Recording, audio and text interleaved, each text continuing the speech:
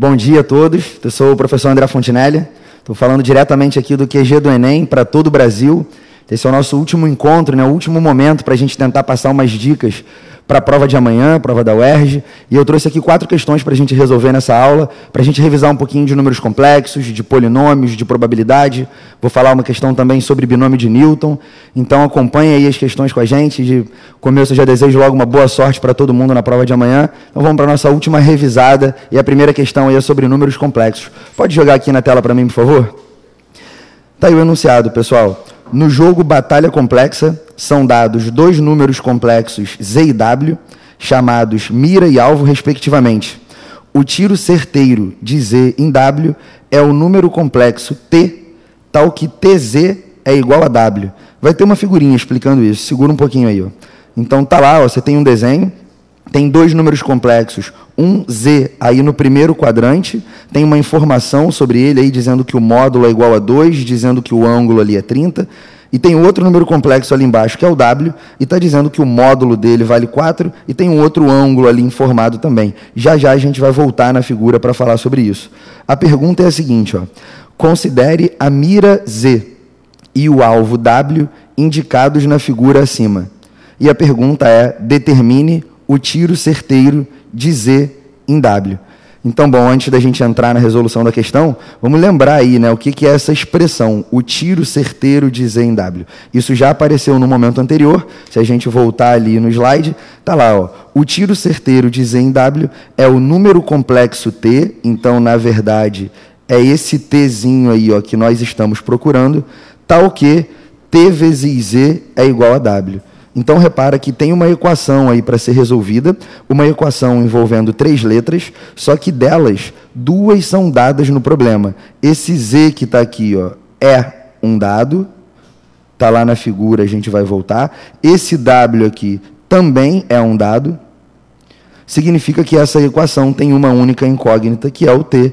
E como é uma equação só com uma incógnita, deve dar para a gente descobrir qual é o valor dela. Então, vamos lá para frente. Olhar nessa figura de novo e começar a fazer as contas. Bom, em primeiro lugar, né, não custa nada lembrar, vou manter aqui nesse slide, o que a gente quer é resolver a equação TZ igual a W. Vou escrever a mesma equação aqui, ó, T vezes Z igual a W. Bom, como o T é a incógnita do problema, para a gente saber quem ele é, esse Z que está multiplicando aqui tem que passar ali para baixo dividindo, né? Você pode falar que o T é igual a W sobre Z.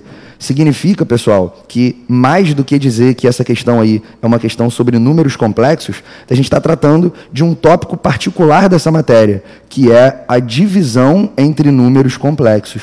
A divisão complexa. Certo? Bom, quem são o W e o Z, que, como eu disse anteriormente, são dados do problema? A gente tem que buscar essas informações nessa figurinha aí que você está vendo, e antes disso também tem que fazer uma revisãozinha. Quando você representa um número complexo, basicamente existem 2 possibilidades.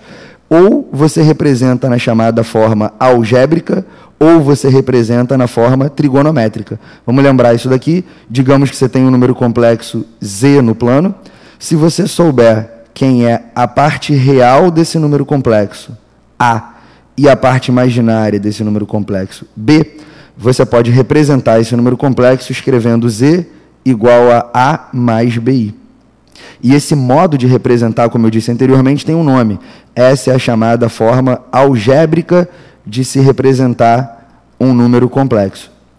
Em contrapartida, se você calcular o módulo desse número complexo Z, que é a distância dele até a origem, e calcular o argumento desse número complexo, que é o ângulo formado ali com a horizontal, sai daí uma segunda forma de representar o mesmo número, que é a forma Z igual a ρ cis θ. Essa forma é a chamada forma polar ou então trigonométrica. Vale lembrar que esse cis que está aí nada mais é do que uma abreviação, né? O C é do cosseno de θ, o I é a própria unidade imaginária e o S é do seno de θ. Pois bem, esse é o primeiro ponto, né? Você tem a forma algébrica e a forma trigonométrica de representar números complexos. Qual é a vantagem da forma trigonométrica em relação à forma algébrica? A vantagem é que muitas operações, a multiplicação, a divisão, a potenciação, a radiciação, ficam muito mais simples nesse formato. Então, se você, por exemplo, tem um número complexo z, representado trigonometricamente, ρ, cis, θ, e tem outro número complexo w, representado também trigonometricamente, como r, cis, φ, quando você divide um número complexo pelo outro, o w dividido pelo z, tem uma regrinha muito simples para você fazer essa conta. A regra é, você divide um módulo pelo outro, deixa eu dar uma apagadinha aqui.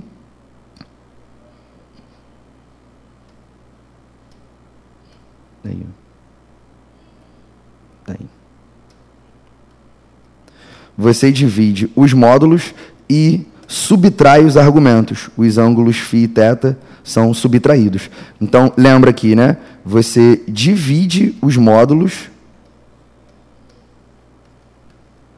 e você subtrai os argumentos, que são os ângulos. Isso é revisão do conteúdo, né? Agora eu vou voltar para a questão. Se você observar a figura, a questão está dizendo aí que o z tem módulo 2, esse módulo aqui, ó, é a distância até a origem mesmo, né? Está dizendo que o z dista 2. E forma com a horizontal um ângulo de 30 graus. Então, representado desse jeito trigonométrico aí, o z é escrito como 2 vezes o cis de 30 graus.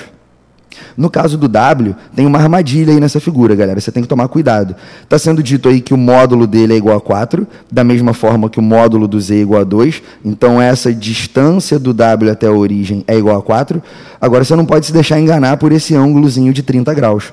Toda vez que você mede o argumento de um número complexo, o ângulo dele, essa medida é feita a partir do eixo x positivo no sentido anti-horário. Se você voltar aqui na minha figurinha, está vendo que eu coloquei uma seta? Ó? O argumento é medido a partir do eixo x no sentido anti-horário.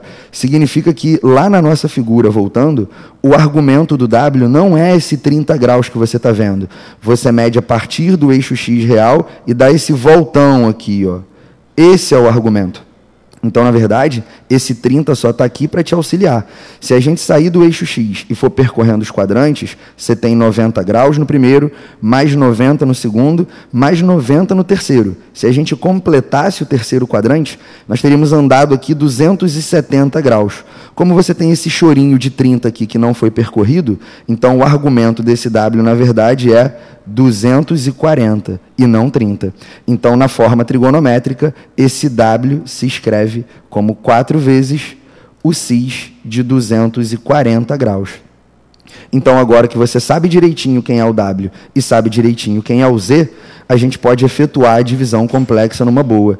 Está aí, ó, o T é W sobre Z, o de cima, o W, é 4 vezes o cis de 240 graus, e o Z, que é o de baixo, é 2 vezes o cis de 30 graus. Então, se você recorrer a essa revisãozinha que a gente fez aqui do lado direito, está aqui, ó, a formulinha para você dividir dois números complexos. Lembra da regra? Você divide os módulos. Então, 4 vai dividir por 2 e vai dar 2, e você subtrai os ângulos, subtrai os argumentos. Então, o 240 é subtraído do 30 e vai dar 210. Então, o T pode ser escrito como 2 vezes o cis de 210 graus. Olha, essa é a representação do T na forma trigonométrica. Mas não é padrão você deixar respostas desse jeito. O padrão é você calcular aqui o cosseno e o seno do ângulo e passar esse número para a forma algébrica. Como é que você faz esse processo? Na prática, você desabrevia esse cis que está aí. Então, você troca o cis pelo cosseno e pelo seno do ângulo. Então, essa conta ainda continua mais um pouquinho. Fica T igual a 2, e esse cis aí, ó, é o cosseno de 210 mais I vezes o seno de 210. E aí surge uma nova dúvida, né? Como é que você calcula esse cosseno e como é que você calcula esse seno? Na verdade, quem te dá apoio nessa hora aí é o ciclo trigonométrico. Ó. Mais um desenhozinho aqui do lado. Quando você tem o ciclo trigonométrico, você sabe que o eixo x, o eixo horizontal, é o eixo dos cossenos, e o eixo y, que é o eixo vertical, é o eixo dos senos. O 210 é um ângulo que está no terceiro quadrante, mas ele é ele é simétrico do 30. Você tem o 30 lá no primeiro e tem o 210 ali, ó, diametralmente oposto. Tá vendo? O 210 está lá no terceiro quadrante. Significa que para calcular o seno e o cosseno de 210, você usa os valores de 30 graus que já são conhecidos, decorados, porque o 30 é um ângulo notável. Como o cosseno do 30 vale raiz de 3 sobre 2, o cosseno do 210 vale o oposto disso, né? Portanto, esse cosseno vale menos raiz de 3 sobre 2. E da mesma forma, como o seno de 30 graus vale meio, o seno de 210 graus, que também é o oposto, vale menos meio. Bom, como tanto menos raiz de 3 sobre 2 como menos meio estão multiplicando esse 2 que está ali do lado de fora, então quando você aplicar aí a distributiva, última linha, né? 2 vezes menos raiz de 3 sobre 2 dá menos raiz de 3, e 2 vezes menos meio dá menos 1, só que está multiplicando ali a unidade imaginária, né? Menos 1 vezes i dá menos i. Então, o número complexo menos raiz de 3 menos i é a resposta do problema. É o tiro certeiro de Z em W, é a divisão entre o W e o Z. Pode voltar aqui para mim, por favor. Fechado, pessoal? Então, tem uma pequena revisãozinha aí de números complexos. Repara que a gente não abordou toda essa matéria. O capítulo de números complexos é um capítulo bem grande, que envolve vários outros detalhes, mas a divisão complexa é uma das partes mais legais da matéria, e a gente aproveitou o embalo para tocar um pouquinho na parte de trigonometria, para tocar um pouquinho na parte de representação algébrica e trigonométrica. Então, deu para fazer um apanhado legal aí dessa matéria. Se você olhar as provas anteriores da UERJ, né, tem muitas questões aí nas provas anteriores falando sobre números complexos. Esse é um dos temas mais recorrentes na prova da UERJ. Então está aí a primeira questão. Espero que todo mundo tenha entendido direitinho, espero que tenha dado para pegar todos os pedaços da resposta. A gente vai passar para a próxima questão. Acabou de chegar aqui o companheiro Vidal, né, que vai dar a próxima aula de física. Tudo bem, Vidal? Legal, meu amigo? Vamos destruir. Já foi a primeira, faltam 3 ainda. Então, galera, vamos para a segunda questão. Eu vou passar aqui o slide. A segunda questão é uma questão sobre polinômios. Pode colocar na tela para mim, por favor. Está aí o enunciado. Ó. Determine os valores dos parâmetros A e B na identidade abaixo. Então, tem uma igualdade aí, né? Tem um monte de letra nesse negócio. Tem A, tem B, tem X. E o que você pode ver aí é que, bom, do lado esquerdo você tem uma fração, uma divisão de polinômios, menos 7x menos 38 sobre x2 mais 3x menos 4, e lá do lado direito você tem uma soma de duas frações, a sobre x mais 4 e b sobre x menos 1. Pois bem, galera, a gente tem que ir com muita calma nesse enunciado, né? Ele é curtinho, mas na verdade fala muita coisa. Determine os valores dos parâmetros a e b. Então, para começo de conversa, você tem que estar ligado em quem são as incógnitas desse problema. Repara que, apesar de ter uma letra x aí nessa equação, você não quer resolver. O objetivo aí não é determinar qual é o valor de x. Então, A e B são as incógnitas do problema. Então, a gente vai fazer conta, e no final a resposta vai ser o A tem que ser igual a tanto e o B tem que ser igual a tanto. Né? E tem uma palavra aí que está em negrito, que é a palavra mais importante do enunciado, que está dizendo na identidade abaixo. Qual é a diferença de uma identidade para uma equação, pura e simplesmente, galera? Uma equação, ela é verdadeira apenas para alguns valores de x. Então, repara, por exemplo, saindo um pouco desse problema, quando você coloca essa equação aqui, x ao quadrado menos 5x mais 6 igual a 0, e pergunta quais são os valores de x que satisfazem essa equação, que resolvem esse problema, você sabe que não é qualquer valor de x que você bota aí que faz essa conta dar 0. Se, por exemplo, você botar x igual a 1, essa conta dá 1 menos 5 mais 6 dá 2. Se você botar x igual a 10, também não vai dar 0. Se você botar x igual a 7, também não vai dar 0. Quer dizer, tem certos valores de x que fazem essa conta funcionar. E resolver a equação significa dizer que valores de x são esses. É claro que você é capaz de aplicar a fórmula de Bhaskara, eu vou botar reticências aí, e encontrar que o x tem que ser 2 ou o x tem que ser 3. Lembra que isso não tem nada a ver com o problema que a gente está resolvendo, né? Então é só uma coisinha à parte. Pois bem, diferentemente dessa igualdade que você está vendo, x2 menos 5x mais 6 igual a 0, dá uma olhada nessa igualdade aqui, ó. Seno ao quadrado de x mais cosseno ao quadrado de x igual a 1. Né? Você deve conhecer essa igualdade, inclusive ela tem nome, ela é famosa. Essa igualdade aí se chama identidade trigonométrica fundamental. E repara que o primeiro nominho aí é identidade. Quer dizer, existe uma diferença entre isso que você está vendo aí, o seno ao quadrado mais cosseno ao quadrado igual a 1, e a equação anterior. E a diferença é a seguinte, galera. O seno ao quadrado de um ângulo somado com o cosseno ao quadrado de um ângulo, isso sempre, sempre, sempre dá 1. Não importa qual é o valor de x que você vai colocar aqui. Isso vale se o x for 30 graus, isso vale se for 45, vale se for 60, vale se não for notável, se o x for 17 graus, por exemplo. Quer dizer, essa é uma relação que é verdadeira sempre. Ela é verdadeira sempre. E é muito comum até, quando você tem uma identidade, não sei se você já viu esse símbolo na vida, você tem um igual assim, ó, com 3 tracinhos, dizendo que aquilo ali é verdadeiro para todo e qualquer valor de x. Então, é disso que a questão trata. É isso que você está querendo aí. O que você quer é que o lado esquerdo dessa equação seja igual ao lado direito dessa equação para qualquer valor de x que você substituir.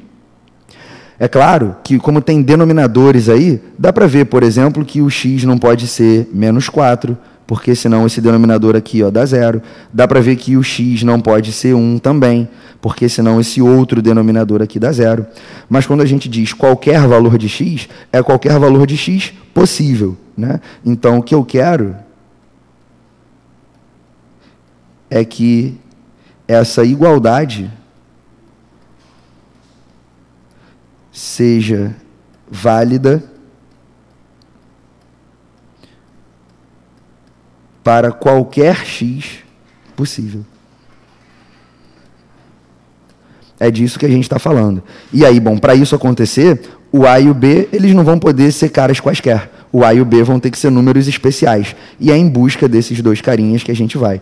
Pois bem, eu vou para o slide da frente para a gente colocar essa conta aí e começar a entrar nos trabalhos, né?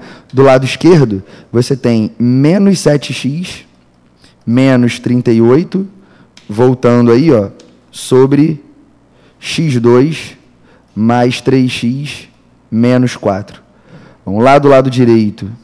Opa. Você tem A sobre x mais 4, mais B sobre x menos 1. Bom, eu acho que o começo do desenvolvimento dessa questão, os alunos acertariam sem problemas. Dá para ver que do lado esquerdo você tem uma fração só e que do lado direito você tem duas, né? E o melhor jeito de você juntar essas duas frações que estão do lado direito é fazendo o MMC entre elas. Então tá aí o MMC entre os denominadores o produto, né? X mais 4 vezes x menos 1. E quando você divide esse produto por cada um dos dois fatores, o resultado é o outro, né? Quando você divide por x mais 4, o resultado é x menos 1.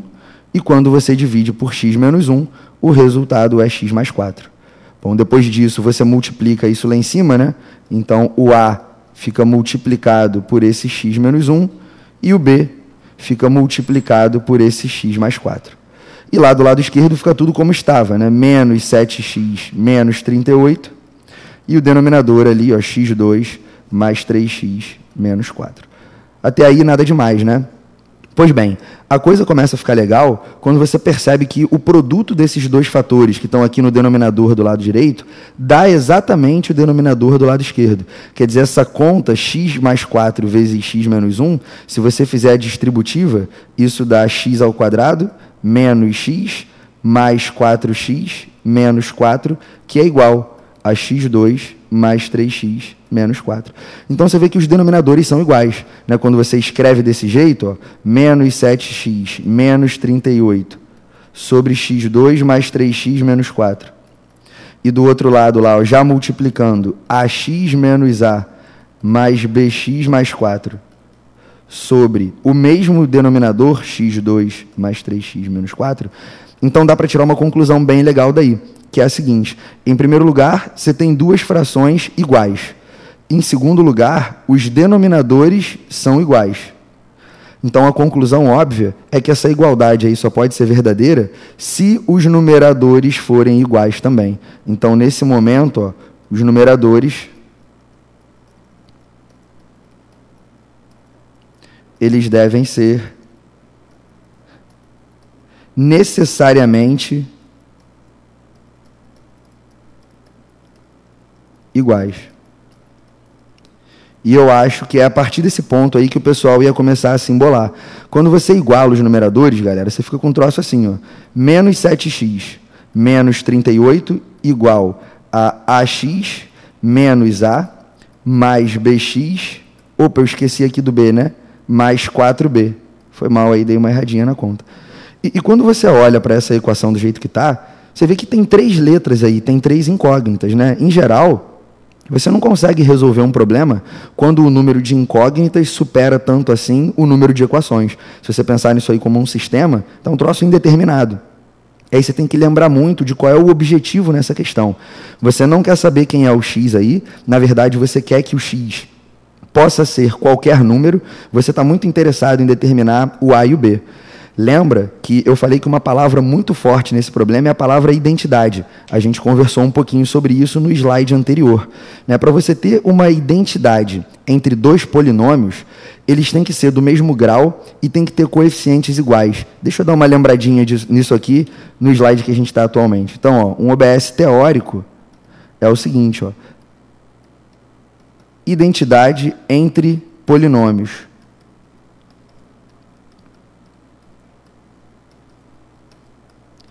São 2 os critérios. Para 2 polinômios serem idênticos, e aí é idênticos quase no sentido literal da palavra mesmo, eles têm que ter, em primeiro lugar, o mesmo grau, e, em segundo lugar, os mesmos coeficientes, né? Os coeficientes correspondentes.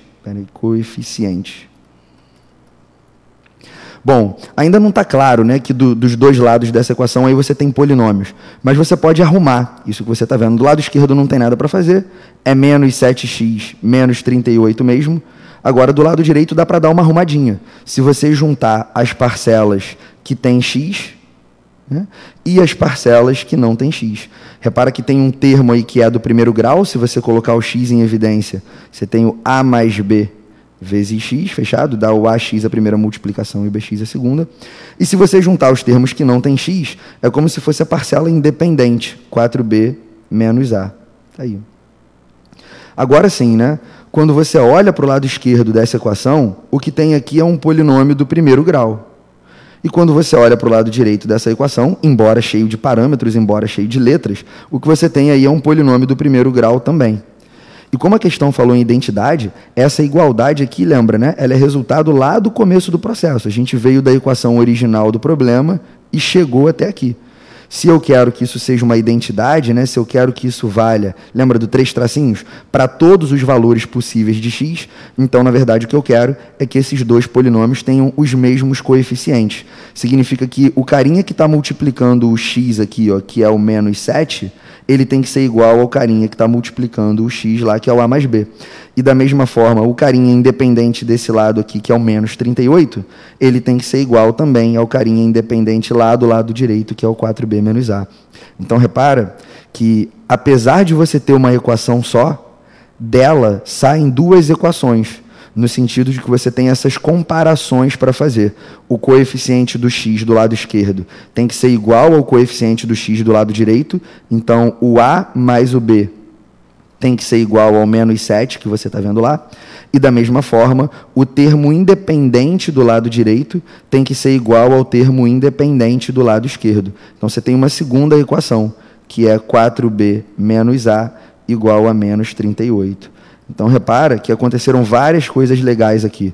Em primeiro lugar, o x não está mais na jogada, e lembra que ele não era mesmo do nosso interesse, já que a pergunta é sobre o a e sobre o b.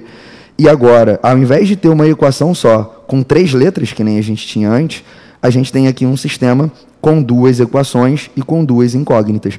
Esse sistema pode ser facilmente resolvido, principalmente se você reparar que na equação de cima tem um a e na de baixo tem um menos a, né? Então, somando essas 2 equações aí, o a vai para o espaço, você fica com 5b igual a menos 45, e daí você conclui que o b é igual a menos 9. Tá lá. Isso aí já é metade da resposta. Você quer saber também quem é o A, aí agora ficou fácil, né? Uma vez que você já sabe o B, coloca o B em uma das equações, a de cima é mais simples, quando esse menos 9 passar para o lado direito, vai positivo, vai somando, e aí o A dá 9 menos 7, portanto 2. Então a consequência aí, ó, por substituição, é que o A é igual a 2. Então tá aí, galera. Se o A for 2 e o B for menos 9, isso aí é a resposta desse problema. Então, aquela equação original, aquela equação que estava na página anterior que eu copiei aqui, ela vai ser verdadeira para todo e qualquer valor de x que você substituir dos dois lados.